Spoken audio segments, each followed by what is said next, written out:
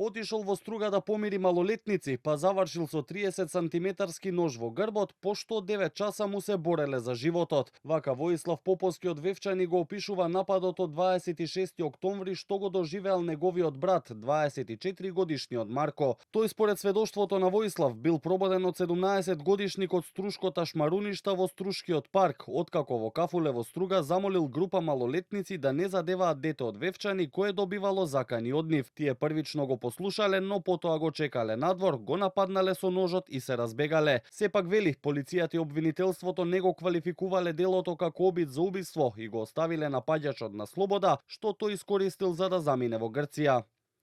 Дошло ова дете, и брат не го сретнал, му рекол демек, немојте да се чапкате с рамата, девет. И овој му рекол, окей, во ред. 40 минути поминале од тогаш, пред кафичов, 6 деца купно, 5 плюс овој напаѓачов, го чакале брат ми. И му рекле, дојди настрана. Од позади го турнале и го закачил овој од позади со ножов. Завчера вечерта тој се слика во Грција како ништо не било, ниту капка сомнеш да не покажува. Се слика и објавува стори.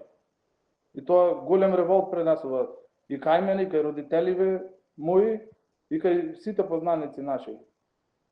Сега не преземаат ништо.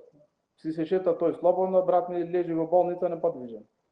Според извори од истрагата на Канал 5, преквалификација на делото засега Струшкото обвинителство не планира, освен ако произлезат основи за таков потек за време на судењето. По настанот била приведена целата група на малолетници кои го посочиле ЦВ како напаѓач кој првично избегал од местото, па подоцна со својот татко самиот отишол да се пријави во полициска станица.